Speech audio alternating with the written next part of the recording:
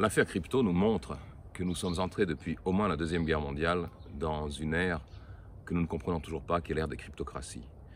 Elle nous montre que derrière la façade de neutralité, de bons offices de la Suisse, se cachait une plateforme d'espionnage, d'écoute, d'échange d'influence qui n'a toujours pas été analysée et qui aujourd'hui explose au vu et au su de tous avec l'affaire qui secoue l'establishment suisse, qui est l'affaire Crypto SA.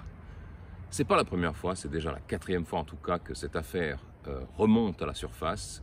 Est-ce que cette fois encore le système, l'establishment suisse et international va réussir à l'étouffer? C'est toute la question, et avant que cela ne refroidisse, avant que ça retombe dans les limbes, eh bien nous allons essayer à l'Antipresse d'en tirer tout le jus possible et de comprendre comment ce monde fonctionne à partir de cet exemple extraordinairement significatif et spectaculaire.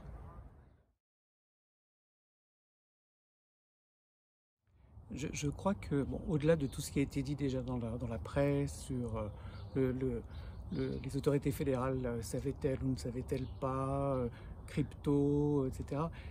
Le personnage central s'appelle Boris Agelin, fondateur de cette entreprise.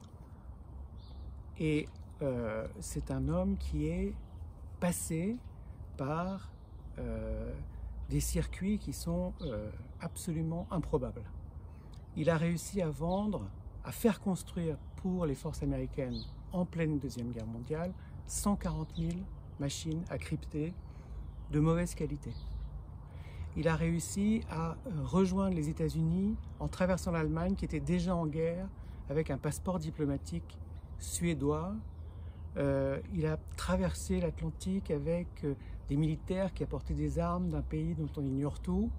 Il s'est promené en même temps qu'on fabriquait ces armements en Amérique du Sud. Il a ensuite vendu ces armements aux pays de l'OTAN. Il a été un agent double, un agent triple, un agent quadruple. Il a travaillé pour trop de pays pour qu'il soit sans importance et qu'il ne soit qu'un entrepreneur indélicat. Et c'est là qu'il faut creuser et c'est ce que nous nous attachons à faire.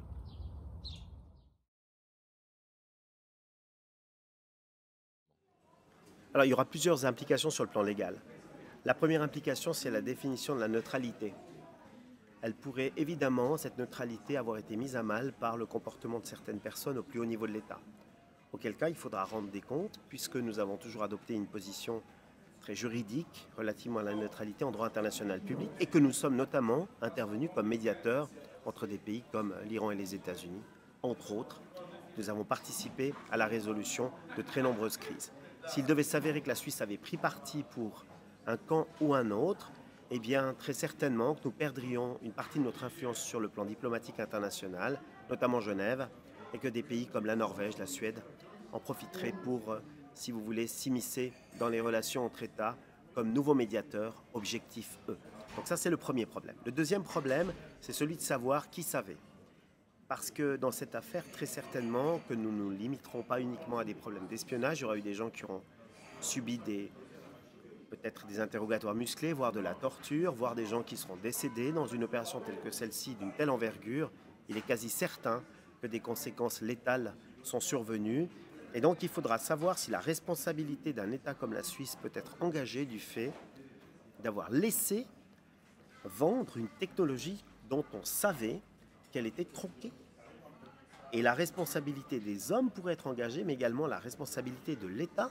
Parce que si vous avez des clients qui sont d'autres États qui auront acheté cette technologie, ils se sont certainement fondés sur le caractère neutre de la Suisse pour la leur vendre. Et donc là, la Suisse aura également une responsabilité potentielle.